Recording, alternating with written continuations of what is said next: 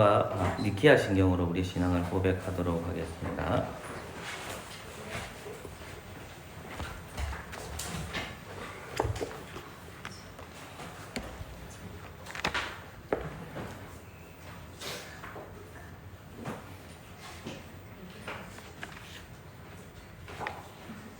예, 함께 고백하겠습니다. 우리는 전능하신 하나님 아버지, 하늘과 땅과 모든 보이는 것들과 보이지 않는 것들의 창조주를 믿습니다. 그리고 우리는 한 주님 예수 그리스도 아버지의 독생자를 믿어오니 그분은 만세전에 아버지에게서 출생하셨고 빛으로부터 비치며 참 하나님부터의 참 하나님이십니다. 출생하셨지 만들어지지 않으셨고 아버지와 동등 본질이시며 그분으로 말미암아 만물이 있게 되었습니다. 우리 인간과 우리 구원을 위하여 하늘에서 내려오시어 성령으로 말미암아 동정녀 마리아에게서 성육하셨고 사람이 되셨습니다. 우리를 위하여 본디오 빌라도 치하에서 십자가에 못 박히셨고 고난당하고 장사되셨습니다. 성경을 따라 사흘 만에 부활하셨고 하늘로 올라가셨고 아버지의 오른편에 앉아 계시며 영광 중에 다시 오시어 산자들과 죽은 자들을 심판하실 것입니다. 그분의 나라는 끝이 없을 것입니다.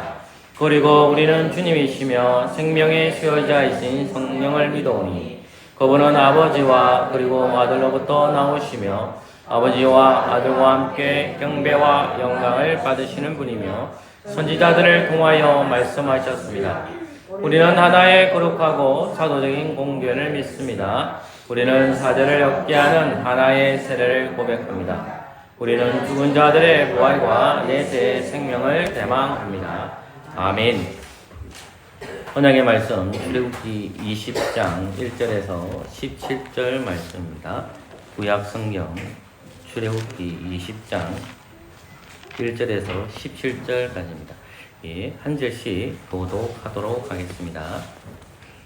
하나님이 이 모든 말씀으로 일러 가라사대 너는 너를 육강 종되었던 집에서 이스라엘의 너의 하나님 여호와라. 너는 나 외에는 다른 신들을 내게 있게 말지니라. 너를 위하여 새긴 우상을 만들지 말고 또 위로 하늘에 있는 것이나 아래로 땅에 있는 것이나 땅 아래 물속에 있는 것을 아무 형상이든지 만들지 말며 그것들에게 절하지 말며 그것들을 섬기지 말라. 나 여호와 너희 하나님은 질투하는 하나님인즉 나를 미워하는 자의 죄를 갚되 아비로부터 아들에게로 3, 4대까지 이르게 하거니와 나를 사랑하고 내 계명을 지키는 자에게는 천대까지 은혜를 베푸느니라. 너는 너희 하나님 여호와 이름을 망령되이 이끌지 말라. 나 여호와는 나의 이름을 망령되이 이끄는 자를 죄 없다 하지 아니하리라. 한시를 기억하여 돌기 주시라. 여세 동안에 힘써 내 모든 일을 행할 것이나 제7일은 너의 하나님 여호와의 안식일이즉 너나 내 아들이나 내 딸이나 내 남종이나 내 여종이나 내 육중이나 내 문안에 일하는 길이라도 아무 일도 하지 말라. 이는 여세 동안에 나 여호와가 하늘과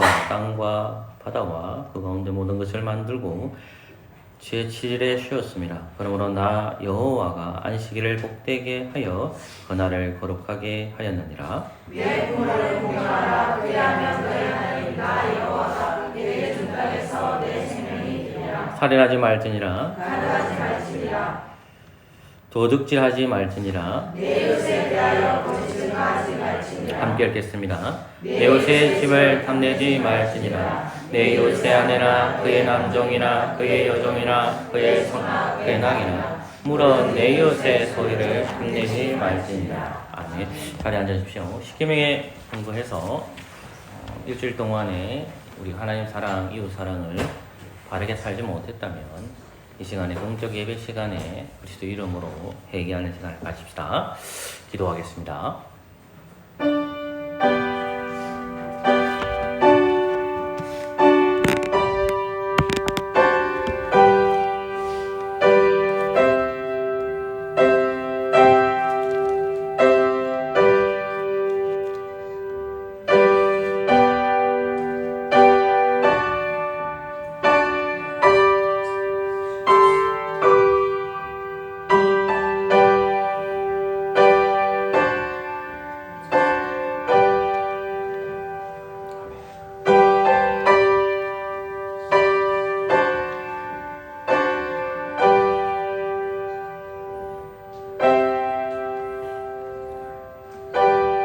하나님께서는 회개한 자에게 사죄를 선포하십니다. 마가복음 10장 45절. 인자에 온 것은 승김을 받으려 함이 아니라 도리어 섬기를 하고 자기 목숨을 많은 사람의 대속물로 주려 함이니라. 아멘. 감사의 찬송과 20장입니다.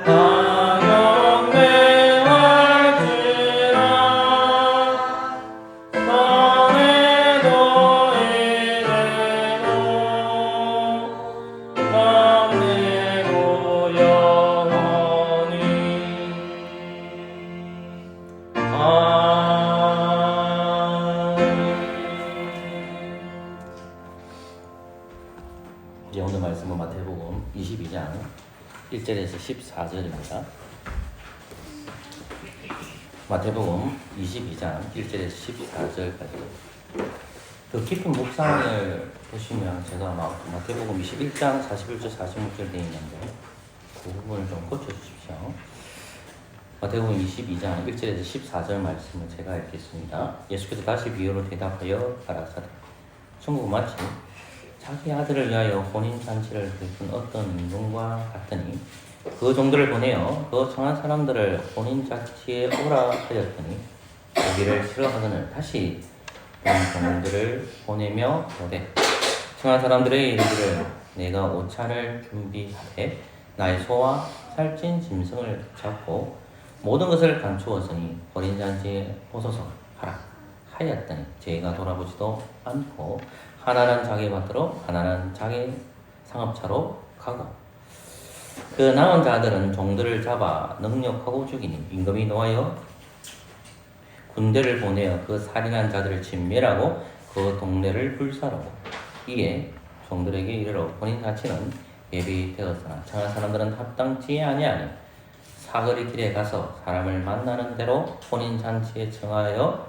오너라 한대 종들의 귀에 나가 악한 자나 선한 자나 만나는 대로 모두 데려오니 혼인자리에 손이 가득한지라 임금이 손을 보려고 돌아올세 거기서 예복을 입지 않은 한 사람을 보고 하루에 친구여 어찌하여 예복을 입지 않고 여기 들어왔느냐 하니 저가 유고 무원이언을 임금이 사람들에게 말하되 그 수족을 결박하여 바깥 우두에 내어 던지라 거기서 슬피 울며 이를 발밑 있으리라 하니라 청함을 받는 자는 많되 택함을 입은 자는 적으니라.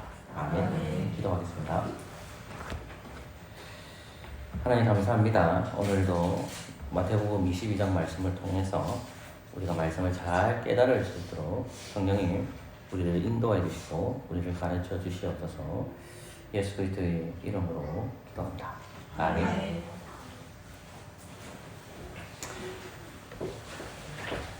매주일이 되면 그리스도인들은 예배당에 모여서 하나님의 말씀 예배를 하기 위해 예배의 자리로 나옵니다.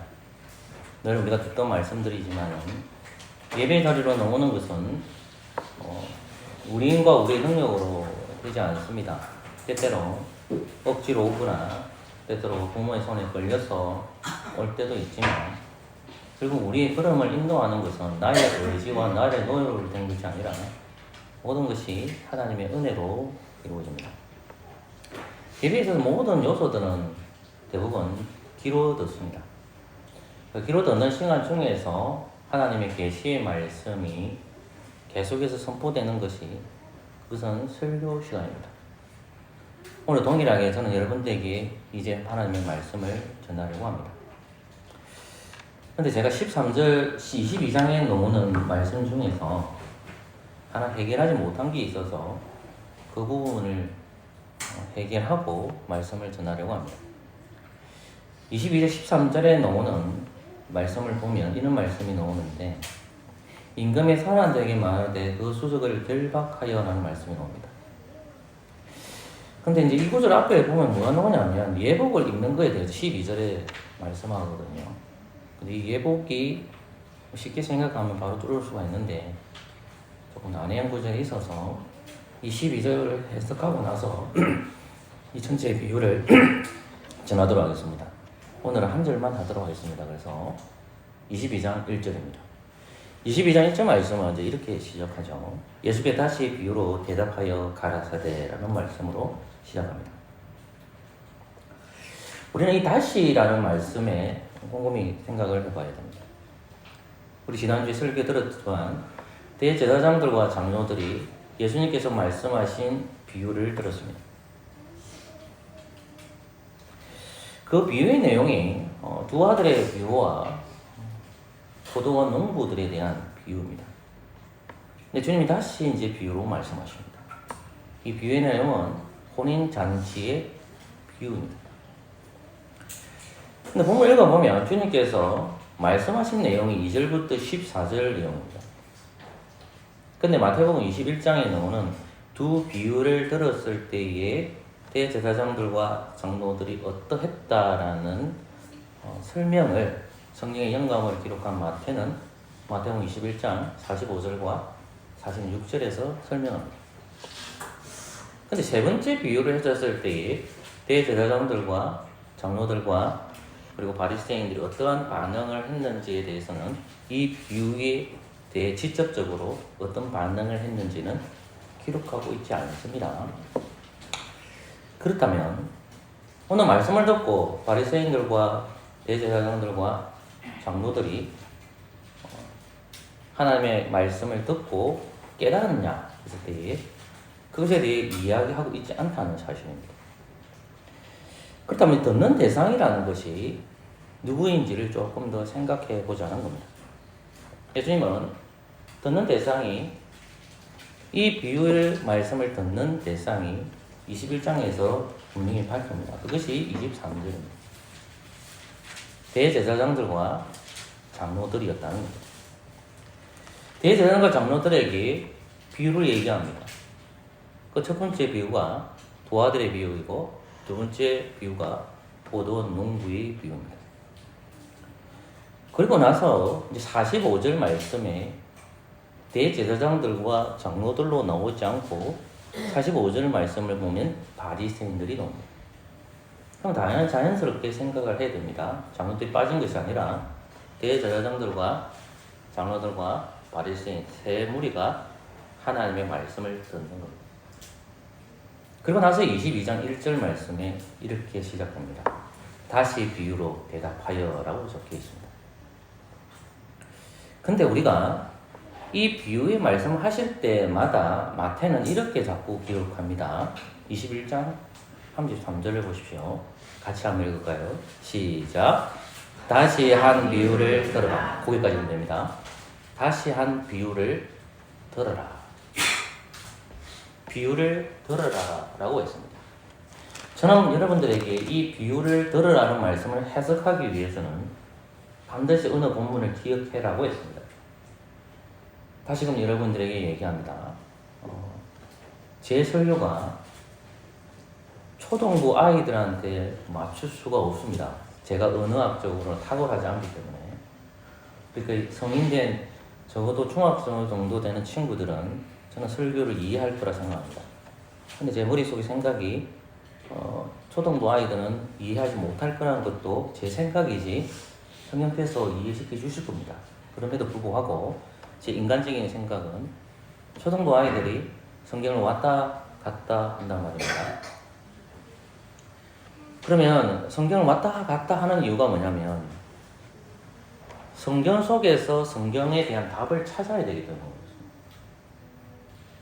강려 목사가 어떤 사변적 사색을 해서 여러분들에게 던지는 게 아니잖아요. 그러니까 이 비유를 들어라 했었을 때 성경에서 말하는 것을 찾아내야 돼요. 근데 그 힌트가 어디냐면 마태복음 13장 말씀입니다. 마태복음 13장 말씀에서 이런 말씀을 언급하고 있습니다. 여러분 13장 잠시 돌아갈까요?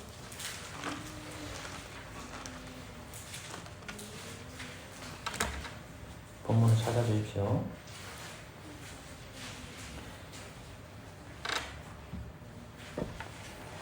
13장 9절 말씀을 같이 읽겠습니다.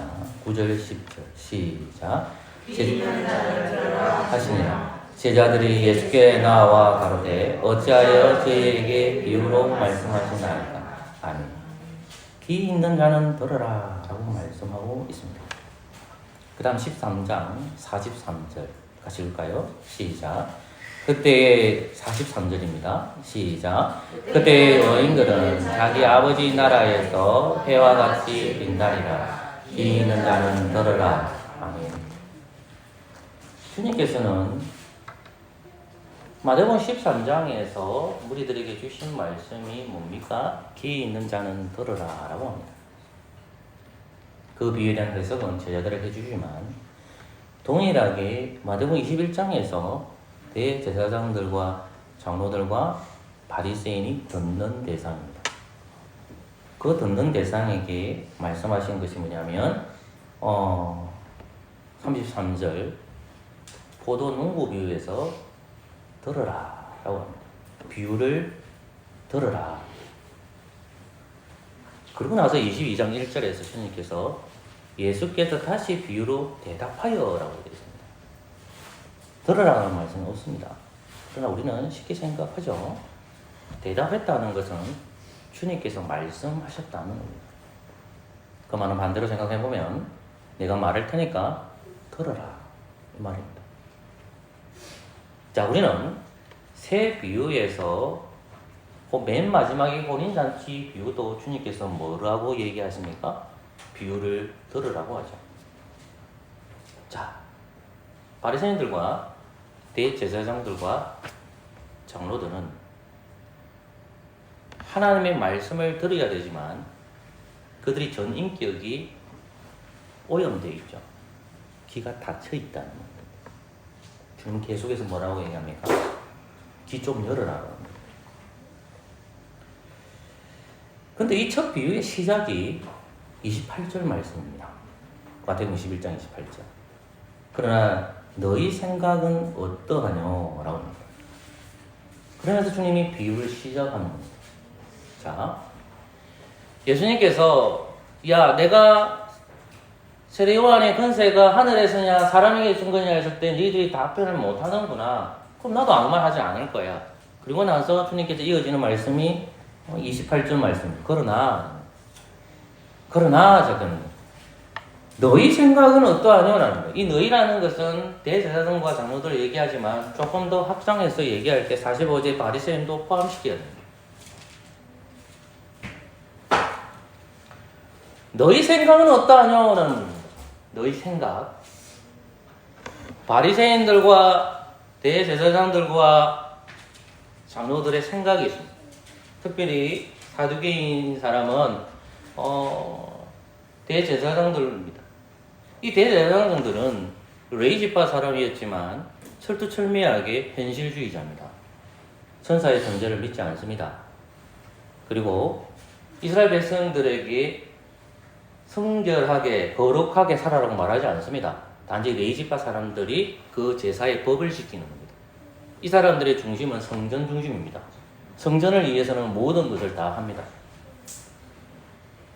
그러니까 이 사두개이 사람들은 현실주의가 됐기 때문에 하나님의 약속의 말씀이 온데간데가 없어요. 구약이 없다는 말입니다. 약속이 없다는 말입니다. 그냥 먹고 사는 문제에 있어서 자기 문제를 잘 해결해주는 사람이 좋은 거예요. 그 사람들이 사두개인들입니다. 그리고 바리새인들은 뭡니까? 바리새인들은 사두개인들은 대제사장들인데 이 사람들은 상류층 사람이에요. 상류층에 있단 말입니다. 그리고 바리새인은 시장에서 존경받는 사람이에요. 여러분 지금도 그렇잖아요. 정치인들이 자꾸 어디로 갑니까? 시장에 가잖아요.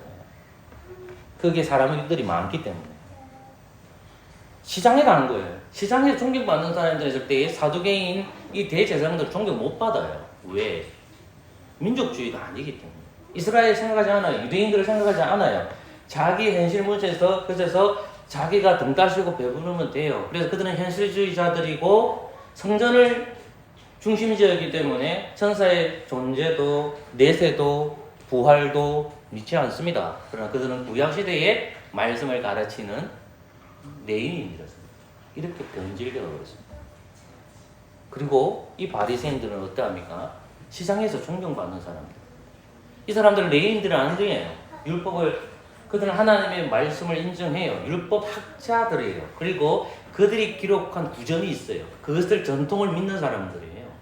시장에서 존경받고 민족주의 사람들 누구냐? 유대인들의 해방, 다윗과 같은 왕이 등극해서 해방을 시켜줄 것을 기다리고 있는 사람들의 철두철미하게 율법을 강조합니다.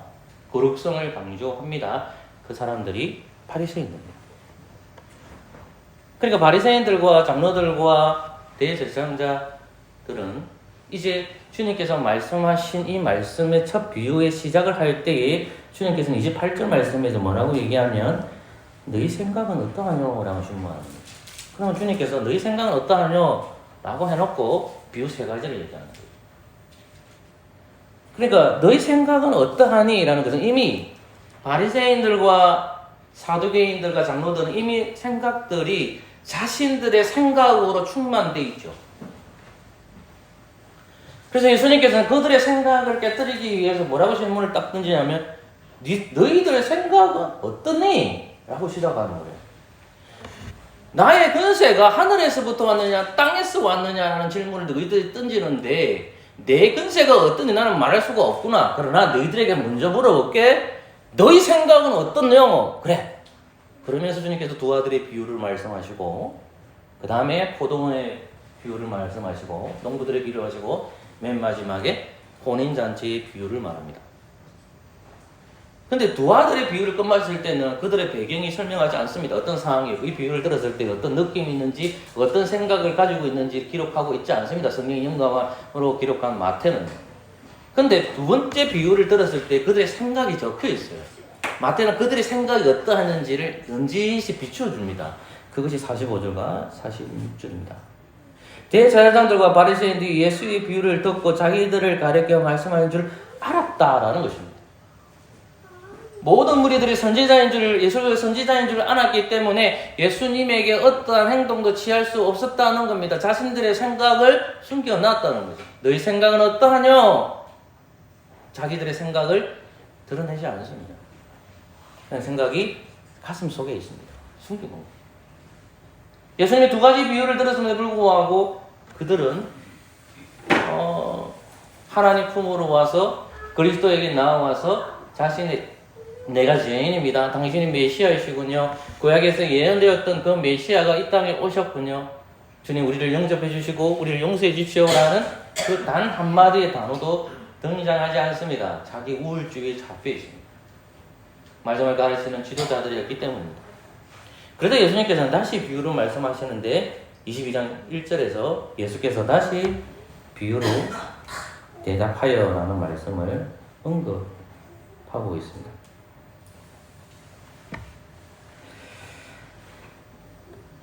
우리는 아까 첫 시작에 있는 그 질문들을 이제 계속해서 이제 고민해 보셔야 된다. 근데 예수님께서 이 비유를 말씀하시고 나서 바리새인들과 대제사장들과 장로들이 어떠한 행동을 했고 어떠한 생각을 했는지는 말씀은 기록하지 않습니다. 그런데 그들이 돌아가서 그들의 생각을 정리합니다. 그 돌아가서 생각을 정리하는 것이 15절입니다. 22장 15절 같이 읽어볼까요? 시작. 이에 바리새인들이 가서 어떻게 하여 예수의 말에 오므라 그럴까 할까 상론하고 되어 있습니다. 자, 바리새인들이 예수님의 비유를 들었어요. 근데 그 현장에 대해서는 얘기하지 않아요. 자기 마음을 다 숨겨놔요. 자기 마음을 다 숨겨놔. 하나님의 아들 메시아가 이 땅에 왔다는 것을 그들에게 가르쳐주고 있음에도 그들은 그 비유의 말씀을 들었음에도 불구하고 그들의 생각들을 숨겨놔요. 그리고 돌아와서 이에 바리새인들이 가서 어떻게 하여 예수님의 말에 올무에 걸릴까 하는 거예요. 예수님의 말씀은 영의 말씀입니다. 예수님의 말씀은 그들을 소생시킵니다. 죽음에 있는 자들을 뻘떡 이렇게 세워버립니다. 예수님의 말씀은 나를 세우는 영생의 말씀입니다. 그 영생의 말씀임에도 불구하고 그들은 그 예수님의 말씀에 올무를 딱 던질 걸 준비하고 있는 거예요. 저 말만 딱 잘못하면 딱 치려고 공격하고 있는 거예요. 조금만 딱 실수만 해봐라. 내가 바로 공격할 거예요. 그들은 무엇을 생각할까요? 예수님을 율법에 의해서 죽일 것을 생각합니다. 그들의 생각입니다. 그들의 생각. 주님 그들의 생각을 죽이기 위해서 무엇을 던집니까? 비유를 던집니다. 그들은 말씀을 먹지 않았습니다. 그들에게 말씀을 튕겨놨습니다. 오히려 그들에게 분노를 일으켰고 하나님의 말씀을 대적하는 원수가 되어버립니다. 그러면 바리새인들은 그랬다면 이 사두개인으로 부르심을 받은 이 대제사장들은 어떻게 했을까요? 우리는 23절에서 사두개인들이 나옵니다. 이 사두개인들이 대제사장이 정확하게 알 수는 없지만 그 사두개인들 무리 안에는 대제사장들이 들어가 있습니다. 자, 23절 말씀을 같이 읽을까요? 22장 23절 시작. 부활이 없다 하는 사두개인들이 그날에 예수께 와서 물어가로되 아멘. 그들은 변하지 않았습니다. 부활이 없다. 죽고 나서 부활이 없다. 구약시대 끊임없이 하나님께서는 부활을 언급합니다. 다시 살아나는 거 보여줍니다. 여러분, 사라의 태가 죽은 태입니다. 도저히 잉태할 수 없는 늙은 노인입니다. 아브라함과 사라는 자신의 힘과 자신의 능력으로 하나님의 약속을 믿었기 때문에 아이를 가질 수 있을 거라고 생각했습니다. 하나님은 철두철미하게 실패시킵니다. 아니야. 죽은 태에서 아이가 잉태될 거야. 사라의 몸에서 아기가 태어날 수가 없는데 하나님께 그 죽은 태에서 부활을 경험하게 하는 겁니다. 그런데 사두개인들 대제사장들로 부르심을 받은 그들이 하나님의 말씀을 가르치는 구약의 말씀을 가르친 자임에도 불구하고 예수님이 당대에는 현실주의가 되어버려서 부활을 믿지 않습니다. 천사의 존재를 부정합니다. 그래서 그들은 직접적으로 이제 주님한테 와서 질문합니다.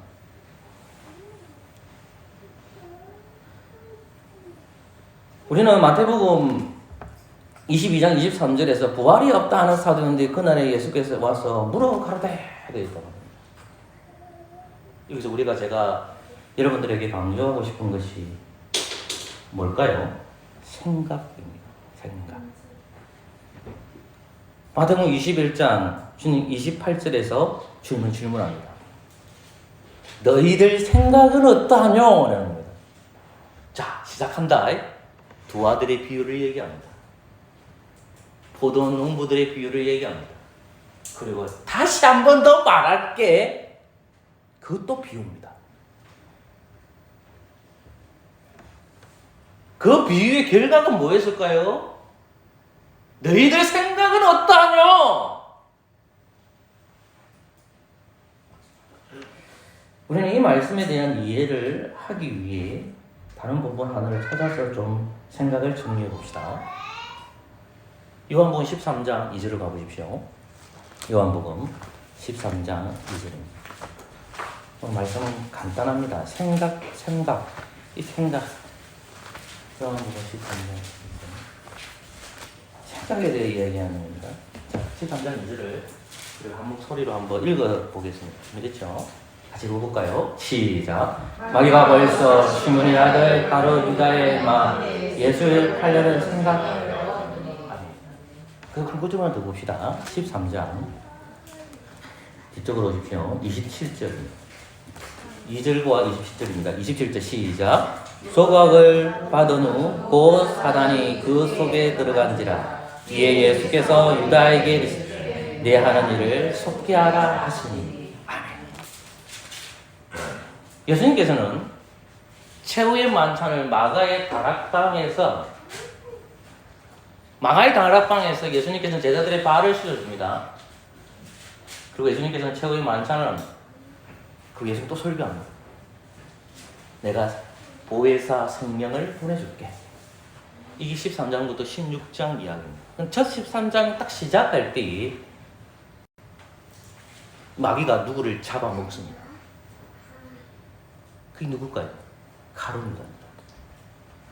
13장 2절에서 사도 요한은 성령의 영감으로 성경을 기록했는데 어떤 단어를 쓰고 있냐면 13장 2절에서 이 구절이 탁 튀어나오는 거예요. 생각이라는 거예요. 자, 예수님이 지금 예루살렘 성전에서 성전 청결 사건을 하고 나서 다시 그들에게 말씀을 가르칩니다. 말씀을 가르치는데 이제는 비유를 가르칩니다.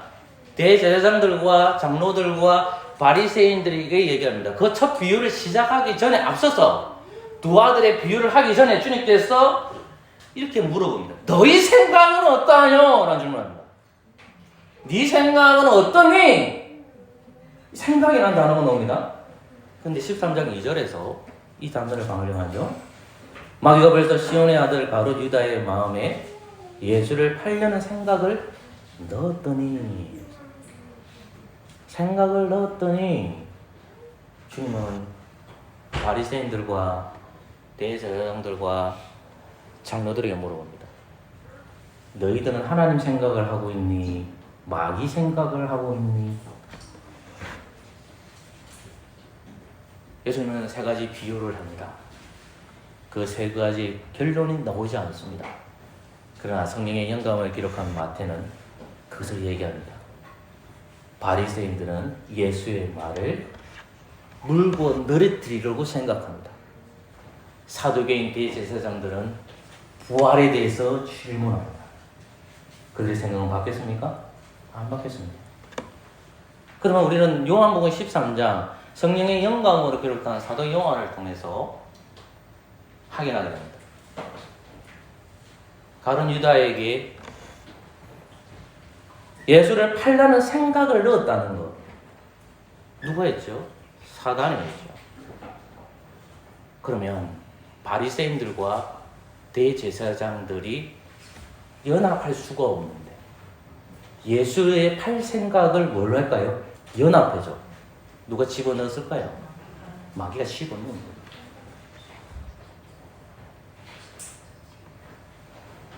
생각.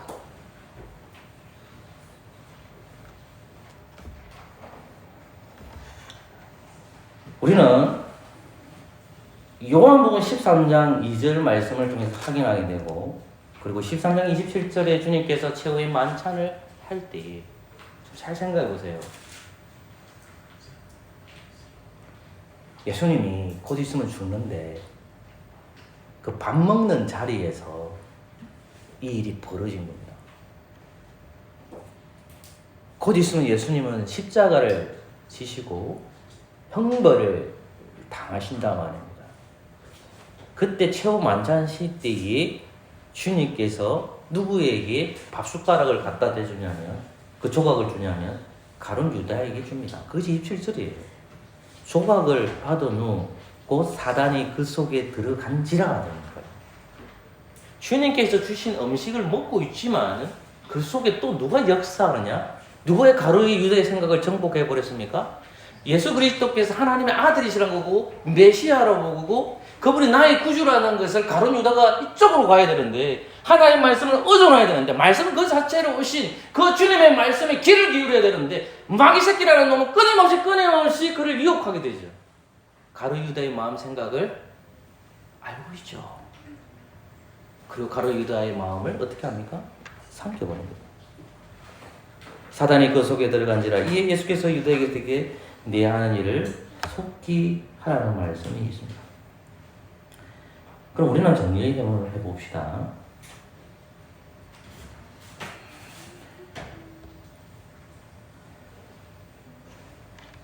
요한 1서 2장 13절부터 16절 말씀을 잠시 살펴볼까요? 요한 1서입니다. 2장 13절에서 16절입니다. 이제 말씀은 마무리되어 가고 있습니다. 같이 한번 읽겠습니다. 제가 한 절 읽고 여러분 한 절 읽어 주십시오. 13절부터 16절까지입니다. 제가 먼저 읽을게요. 아비들아, 내가 너희에게 쓰는 것은 너희가 태초부터 계신 이를 알며, 청이들아, 내가 너희에게 쓰는 것은 너희가 악한 자를 이겼음이니라. 아이들아, 내가 너희에게 쓴 것은 너희가 아버지를 알았으며, 아비들아, 내가 너희에게 쓴 것은 너희가 태초부터 계신 이를 알았으며, 청이들아, 내가 너희에게 쓴 것은 너희가 강하고 하나님의 말씀이 너희 속에 거하시고 너희가 이 세상에 있는 것들을 사랑치 말라. 누구든지 세상을 사랑하면 아버지의 사랑이 그 속에 있지 아니하니. 이는 세상에 있는 모든 것이 육신의 정욕과 만물의 정욕과 이생의 사랑이 다 아버지께로 쫓아온 것이 아니고 세상으로 쫓아온 것이. 아멘. 17절 말씀 제가 읽겠습니다. 이 세상도 그 종력도 지나가되 오직 하나님의 뜻을 행하는 자는 이는 영원히 거하느니라. 아멘. 저는 여러분들에게 예수님께서 대제사장들과 장로들과 바리새인들의 너희 생각은 어떠하뇨? 라고 질문했습니다. 자, 이제 가룟 유다가 어떤 생각을 가졌습니다. 그 생각을 마귀가 삼켜버렸습니다. 그러면 사탄이나 마귀가 집어넣은 생각이 뭘까요? 그 생각은 세 가지로 요약이 됩니다. 요한 1서 조금 전에 읽었던 2장 16절에 그 답이 주어집니다. 그것은 뭐냐면 육신의 정욕입니다. 그것은 뭐냐면 안목의 정욕입니다. 그것은 뭐냐면 이생의 자랑입니다. 여러분, 이것을 창세기 3장에 보면 3장 6절에서 여자가 선악과 나무를 봅니다. 선악과 나무가 이렇게 나옵니다. 먹음직도 하고 보암직도 하고 지혜롭게 할 만큼 탐스럽다라고 합니다. 이 세 가지가 나옵니다. 육신의 정욕, 안목의 정욕, 이생의 자랑입니다. 육신의 정욕이 뭡니까? 보암직도, 먹음직도 하고, 안목의 정욕이 뭡니까? 보암직도 하고, 이생의 자랑은 뭡니까? 지혜롭게 할 만큼 탐스레 하는 겁니다. 이걸 한 단어로 줄일 수 있습니다. 욕심. 나의 생각입니다. 지금 예수님에게 누가 네 근세를 주느냐 했을 때에 예수님께서 그들에게 질문합니다. 너희들 생각은 어떠하뇨? 가룟 유다가 생각을 했습니다. 그 생각이라는 것, 지금 예수님께서 말씀하신 그 생각이라는 것, 하나님의 말씀에 집중이 되어 있는 사람은 이쪽으로 가야 되는데 그렇지 않다는 거죠. 안목의 정욕, 이생의 정욕, 육신의 정욕에 빠졌다는 말씀입니다. 그러니까 그들의 생각이 뭐로 지금 잡혀 있냐면 육신의 정욕이 있는 거예요. 먹는 겁니다, 먹는 거. 여러분, 우리가 보세요. 육신의 정욕 딱 봤을 때 왜 있냐면 요즘에 여러분들 꽂힌 거 없어요? 육신의 정욕 잘 생각해보세요. 내가 고기가 먹고 싶어요. 고기가 먹고 싶으면 어디로 가고 싶어요? 저는 이왕이면 입이 살 녹는 소고기 먹고 싶더라고요. 상대도 맛있습니다. 이왕이면 소고기 먹고 싶어요. 그게 무슨 말이냐면 육신의 정욕이라는 건 배고픔이거든요. 근데 또는 내가 좋은 침대에 눕고 싶어요. 제일 침대에 눕고 싶어요. 어느 신부님이 너무 강의를 잘해서 너무 강해서 어느 교구에 있는 교구 한 사람이 여자분인 것 같은데 정말 좋은 옷을 보내준 거예요. 근데 시가가 164만 원짜리예요. 그래서 그분이 이렇게 얘기하더라고요. 내가 그 부분 좀 많이 웃었는데 그 164만 원짜리 입고 싶더래요. 때깔 나더래요. 너무 좋게 보이다는 거예요. 근데 그 교구한테 전화를 했어요. 이거 가져가라. 대신 주고 싶으면 8만 원짜리 화가 하나 보내달라고 했더만 3개에 8만 원짜리 보내줬다고 하더라고요. 그 제가 이 말을 왜 할까요? 제가 예전에 우리 아버지의 시계를 사주는 갤러리 시계가 있습니다. 그 결혼기 느낌인데 그걸 이제 아버지가 사주시더라고요. 근데 그게 시가로 그때 내가 결혼하기 전에 20몇만 원 줬습니다. 그래서 제가 탁구를 치는데 그걸 치니까 이제 옆에 있는 전도사님들이 저를 조금 안 좋게 보시더라고요. 왜 있게 보이잖아요, 시계를 보면. 제 시계 이거는 3만 원짜리입니다. 여러분 시계 1,000만 원짜리, 3,000만 원짜리 있으면 뭘 보여요? 사고 싶잖아요. 그게 육신의 정욕입니다. 사고 싶잖아요. 여러분 이생한 자는 뭡니까? 지혜롭게 할 만큼 탐스럽게 한다는 말이 뭐예요? 여러분 이 세상을 살아갈 때 지혜 있는 사람이 왜 공부하라고 합니까? 왜 똑똑해지려고 합니까? 영어 잘하고 언어 잘하고 그런 사람들 이생의 자랑이라는 것이 왜냐하면 이 땅에서 자랑하고 싶잖아요. 자랑하고 싶은 거예요. 그러니까 사도들도 마찬가지고 사도들 중에서도 가룟 유다도 그 생각을 가지고 있는 거예요. 자기 생각이 있는 거예요. 자기 생각.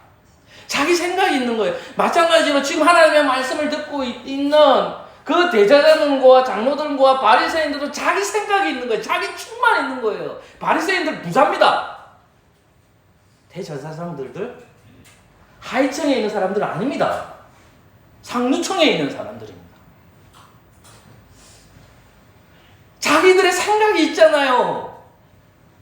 안목의 장력, 육신의 정력, 이생의 자랑이 있다는 거죠. 그들의 욕심이 있다는 거죠. 자기들의 욕심이 있다는 거죠. 하나님의 말씀을 전하는 그 메시아의 말씀을 들으니까 자기 욕심과 안 맞는 거예요. 이 딱 맞아야 되는데 맞지 않는 거예요. 그 욕심을 주도하는 게 누굴까요? 마귀입니다. 마귀. 그러니까 사도 요한이 요한 1서를 기록하면서 2장 13절부터 계속 반복돼요. 야 아비들아, 야 청년들아, 야 부모들아 이렇게 돼 있는 거예요. 아이들아, 청년들아 이렇게 돼 있는데 뭐라고 돼 있냐면 너희에게 쓴 것은 돼 있다고. 너희에게 쓴 것은 야 너희들이 참으세요. 아비들아 내가 너희에게 쓴 것은 그 다음 13절 보면 청년들아 내가 너희에게 쓴 것은 14절 보면 아이들아 내가 너희에게 쓴 것은 돼 있다고요. 그러면 아비들아 청년들아 아이들이 어디에 빠진 겁니까? 안목의 정욕, 이생의 자랑, 육신의 정욕입니다. 제가 한수를 깔라고 얘기하는 건 아닙니다. 이건 오해하지 마세요. 한수가 숙고에 꽂혔잖아요. 숙고에 꽂히면 뭐가 가장 관심을 갖어요? 축구공 만원짜리 공과 10만원짜리 공이 다릅니다. 느낌이 탁탁 달라요. 축구화 만원짜리 신발과 20만원짜리 신발이 다릅니다. 제가 이 말을 왜 하느냐? 아비들아, 청년들아, 언약의 자녀들아, 너희들은 육신의 정욕과 안목의 정욕과 이생의 자랑에 빠질 수 있구나. 너희 생각이 그럴 수가 있구나. 저와 여러분들 해당되는 거예요. 그러면 사도 요한 하는 말이 뭡니까? 너희에게 쓴 것은 돼 있죠. 이게 뭘까요? 하나님의 말씀입니다. 요한 1서 편지 내용입니다. 너희에게 쓴 것은 자꾸 이렇게 반복이 돼요. 자, 그러면 15절 말씀을 같이 읽을까요? 요한일서 2장 15절입니다. 미안합니다. 2장 14절입니다. 같이 읽겠습니다. 시작. 아이들이 쓴 것은 너희가 아버지를 알았으니 아비들아 내가 너희에게 쓴 것은 너희가 태초부터 계신 이를 알았으니 청년들아 내가 너희에게 쓴 것은 너희가 강하고 하나님의 말씀 너희 속에 거하시고 너희가 흉악한 자 하나님 말씀이 뭐죠? 너희 속에 거한다라고 되어 있는 거예요. 쓴거라는 말이 하나님 말씀을 가리키거든요. 그러면 요한일서 1장 가보십시오. 1장 1절에서 14절 말씀 제가 읽어드릴게요. 태초부터 생명의 말씀에 관해 우리가 들은 바요. 눈으로 밤봐요. 주목하고 우리 손으로 만지봐라. 이 생명이 나타나신 반대지라 이 영원한 생명을 우리가 보았고 증거하여 너희에게 전하노니 이런 아버지와 함께 계시다가 우리에게 나타나신 바 되나니라. 우리가 보고 들은 바는 너희에게 전하면 너희도 우리의 사귐이 있게 하려 하니 우리의 사귐은 아버지와 그 아들 예수 그리스도 함께함이라. 우리가 이것을 뭐라 했죠? 쓰면 우리의 기쁨이 충만케 하니로다. 간단하게 얘기할게요. 삼위일체 하나님에 대해서 썼다라는 거예요. 너희들이 삼위일체 하나님을 모르면 안목의 정욕과 육신의 정욕과 이생의 자랑에 지게 됩니다. 이 자리에 계신 여러분들도 이 설교를 들으면서 어떤 생각들이 있을 거잖아요. 그죠? 세상에 살아가면 여러분들은 세상 속으로 빠진 사람들은 육신의 정욕과 안목의 정욕과 이생의 자랑에 빠진 거에 대해서 누가 책망하는 사람이 없습니다. 더 많이 돈을 벌으라고 합니다. 더 많이 공부하라고 합니다. 죄 가운데 거에서도 그것에 대해서 책망한 사람 아무도 없습니다. 그러나 주님께서는 책망하시는 겁니다. 주님께서는 대제사장과 장로들과 바리새인들에게 너희 생각은 어떠하냐? 가룟 유다의 생각이 마귀에게 유혹이 되어버리죠. 똑같이 우리도 하나님의 말씀을 듣고 있지만은 마귀에게 유혹받을 수 있다라는 것입니다. 그러므로 하나님의 말씀 가운데 바리새인들과 대제사장들과 장로들은 영적인 눈이 없는 겁니다. 예수님께서 엠마오에 가는 두 제자에게 나타났습니다. 그렇게 가르쳤던 그 제자들이 예수님과 공생애를 같이 보냈음에도 불구하고 그들이 눈이 어두워졌기 때문에 예수님을 발견하지 못합니다. 바리새인과 대제사장들과 장로들은 그들이 눈이 어두워져 있는 겁니다. 그래서 주님께서는 그들에게 묻습니다. 너희 생각은 어떠하뇨? 해놓고 주님이 비유로 말씀해 주십니다. 그 비유의 말씀을 들어서 그들이 깨달아야 됩니다. 그럼 그들은 어디로 갑니까? 육신의 정욕, 안목의 정욕, 이생의 정욕, 자기 생각대로 말합니다. 엠마오가는 두 제자에게 말합니다. 글로바에게 말합니다. 그리고 한 명의 제자에게 말합니다. 그들이 예수 그리스도를 발견하지 못합니다. 주님께서 어떻게 하셔서 구약 성경을 가르쳐서 자기를 자꾸 설명해 줍니다. 그리고 성찬을 행합니다. 그래서 그들이 어떻게 되죠? 눈이 열렸다라는 구절이 나옵니다. 사랑하는 성도 여러분, 우리는 그리스도 안에서 복음을 받아들였지만 육신의 정욕과 안목의 정욕과 이생의 자랑은 그리스도 오실 그날까지 있습니다. 이 말은 나의 생각은 끊임없이 육신의 정욕대로 살고 싶어 합니다. 나의 생각은 끊임없이 안목의 정욕대로 살려고 합니다. 나의 생각은 끊임없이 이생의 자랑에 빠집니다. 특별히 한국이라는 나라는 인터넷 강국입니다. 유튜브가 그렇게 만듭니다. 여러분 생각을 자꾸 해보세요. 유튜브를 하지 않는 사람들은 안정권입니다. 손의 접촉을 통해서 나의 좋아하는 것을 가게 됩니다. 제가 오토바이를 안 좋아하는데요. 최근에 오토바이 꽂히더라고요. 근데 자꾸 오토바이 찾고 있더라고요. 125cc가 600만 원, 700만 원. 와, 이거 사고 싶은데 인생에 낙이 없으니까 자꾸만 이거 찾아가고 있는 거예요. 유튜브 계속 보시면 여러분들은 안목의 성욕과 이생의 자랑과 그런 데 빠지게 됩니다. 제가 보지 말라는 뜻은 아니에요.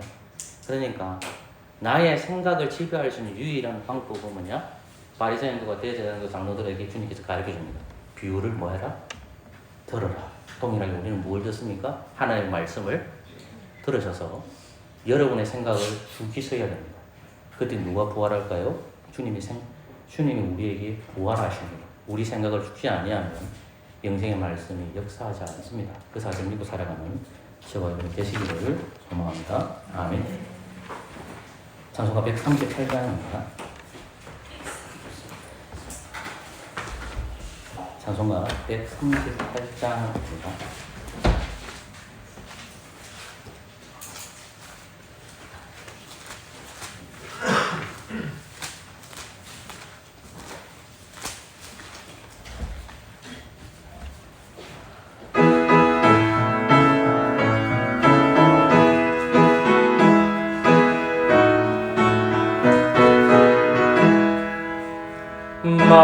만왕의 왕이 주께서 내가 떠나겠나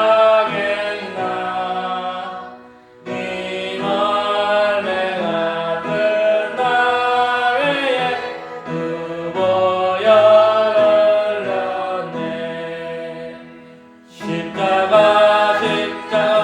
내가 처음 볼 때에 나의 맘에 어떤 사라져 오늘 믿고서 내 눈 밝았네 삶의 기쁨 영원하도다 주 십자가 못 박힘은 속죄야 나인과 그 긍휼한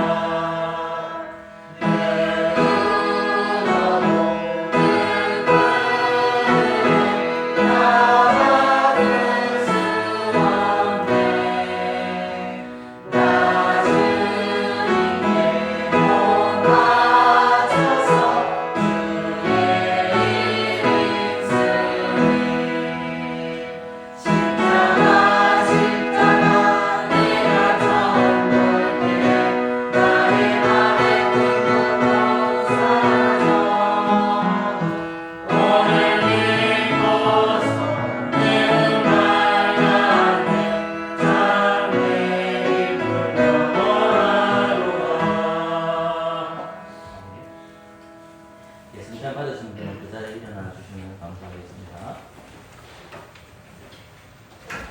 우리 다 같이 주부에 있는 주의도문을 함께 읽겠습니다. 칭찬에 참석하지 못하시면 참석하는 분들도 함께 읽어주십시오. 함께 읽겠습니다. 하늘에 계신 우리 아버지여 이름이 거룩히 여김을 받으시오며 나라가 임하시오며 뜻이 하늘에서 이루어진 것 같이 땅에서도 이루어지이다. 오늘 우리에게 일용할 음식을 주시옵고 우리가 우리에게 죄지은 자를 사하여 준 것 같이 우리 죄를 사하여 주시옵고 우리를 시험에 들게 하지 마시옵고 다만 악에서 구하시옵소서. 나라와 권세와 영광이 아버지께 영원히 있사옵나이다. 아멘. 누가복음 24장입니다.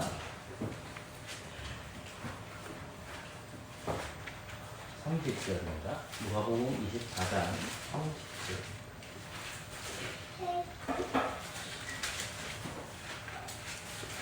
저희와 함께 음식 다수줄 때에 떡을 가지다 축사하시고 떼어 저희에게 주시네. 아멘. 창세기 3장을 보면 하나님께서 아담에게 선악과 나무와 생명나무를 주시었는데요. 더불어서 성도로 부르심을 받은 여자가 직분자인 아담을 통해서 받아야 되는데 그것이 깨어지고 있음을 확인하게 됩니다. 물론 뱀이 여자에게 준 건 아니지만 이제 상황적으로 보면 뱀은 사탄의 하수인이기 때문에 뱀에게 받은 것을 여자가 먹고 여자가 먹은 것을 남자인 아담에게 줍니다. 그러니까 그의 눈이 어떻게 됐냐면 밝아졌다는 말씀입니다. 거기서 밝아졌다는 것은 부정적 의미지만 그래서 이제 예수 그리스도께서 이제 온전히 그 제자들에게 칭찬을 베푸십니다. 그들이 어떻게 됐을까요? 눈이 밝아졌다는 것입니다. 사랑하는 성도 여러분, 칭찬에 참석할 때 다양한 사람들이 참석하게 됩니다. 그러면 우리가 반드시 이 칭찬에 참석하는 사람들은 무엇을 시인해야 될까요? 그것은 내가 죄인이라는 것을 시인하고 이 칭찬에 참여해야 합니다. 더불어서 우리의 생각을 이 칭찬에 집어넣지 말아야 됩니다. 우리의 구속주는 삼위일체 하나님이시고 예수 그리스도께서 우리를 위해서 몸 바치고 피 흘렸다는 것을 기억하십시오. 그러므로 칭찬을 받는 여러분들이나 제가 더더욱 단단한 식물을 먹기 때문에 그리스도를 바라보는 저와 여러분 되시기를 소망합니다. 아멘.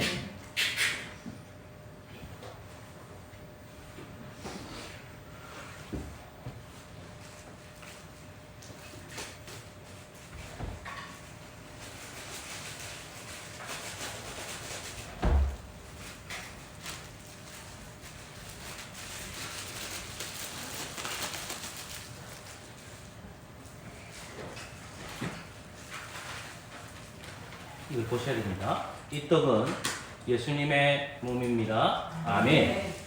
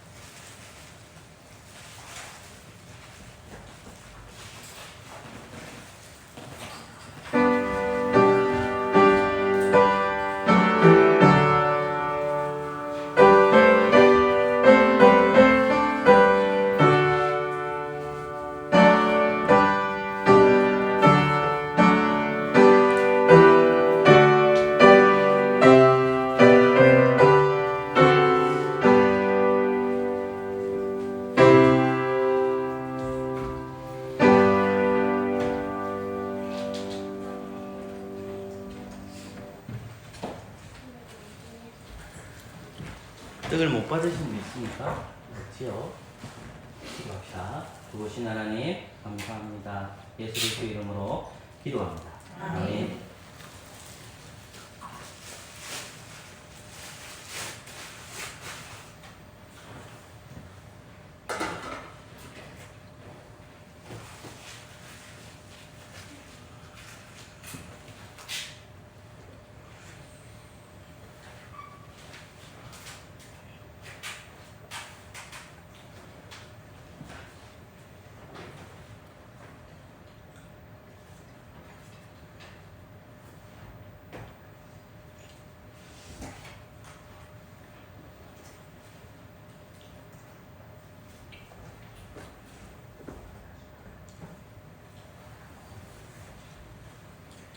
이 포도주는 예수님의 피입니다. 아멘.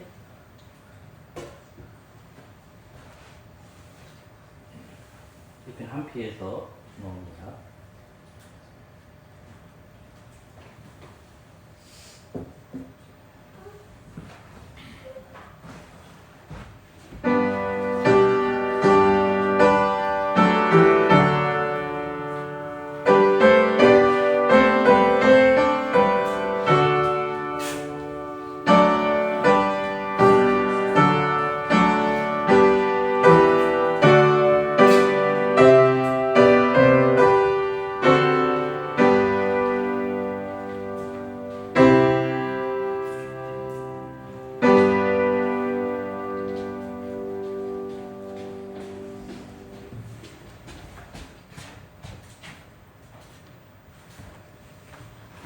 떡을 받고 잔을 안 받으신 분 있습니까? 기도합시다. 한 떡에 동참한 저희들이 한 피에 참여합니다. 예수 그리스도의 이름으로 기도합니다. 아멘.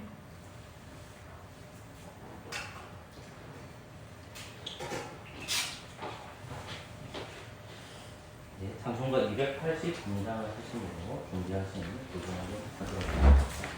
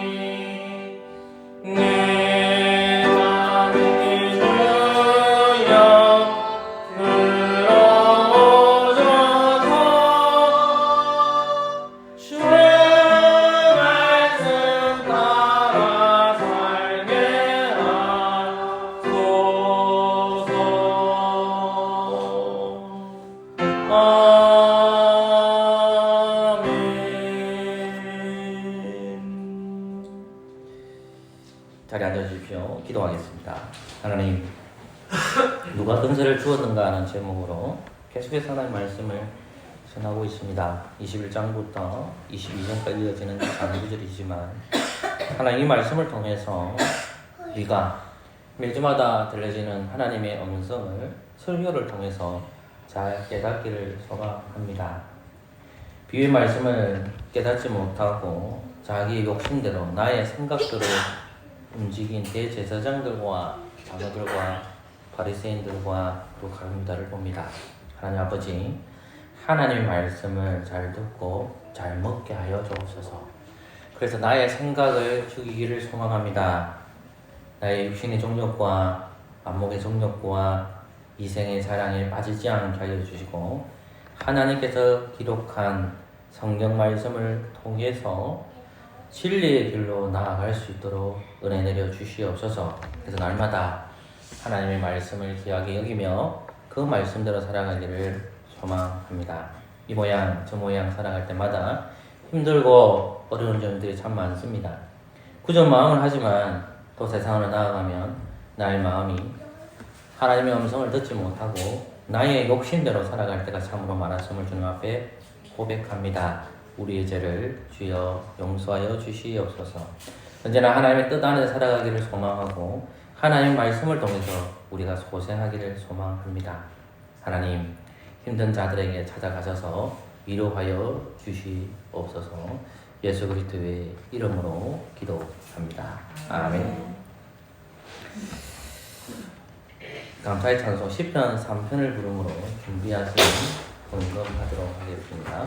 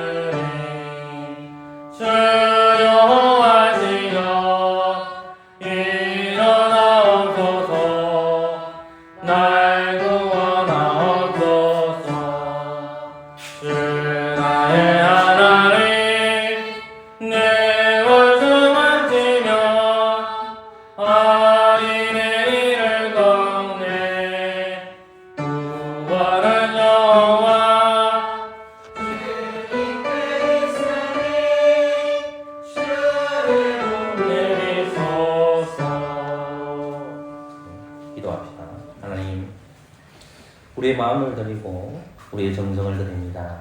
또한 하나님이 헌금을 드려오니 이것을 받아주시옵소서.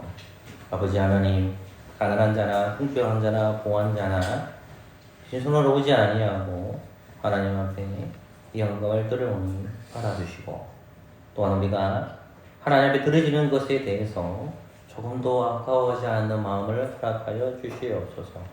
하나님, 그러나 우리 중에 연약한 성도들이 있습니다. 재정적으로 힘든 성도가 있습니다. 주님 찾아가셔서 위로하여 주시고, 또 재정을 담당하는 분들이 이런 것들을 잘 깨달아서 누구를 도와줘야 될지를 잘 깨달을 수 있도록 은혜 내려 주옵소서. 헌금을 통해서 우리의 신앙이 나타나기를 원하며 예수 그리스도의 이름으로 기도합니다. 아멘. 다 같이 일어나셔서 주님 다시 오실 때까지 기도하겠습니다.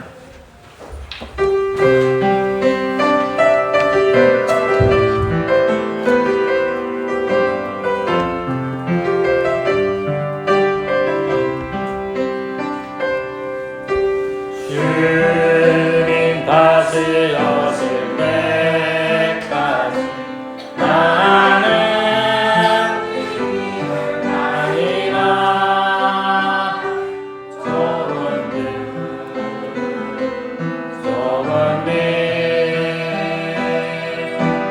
나의 십자가 지고 나의 가는 길 걷에서 나는 주님을 보리라 영광의 예수님 나를 맞아주시니 주님 다시 오실 때까지 나는 달려가리라 주의 영광 없던 덮을 때 나는 일어나 노래하리 내 사모하는 주를 온 세상 누구시라 내 사모하는 주님 영광의 왕이시라.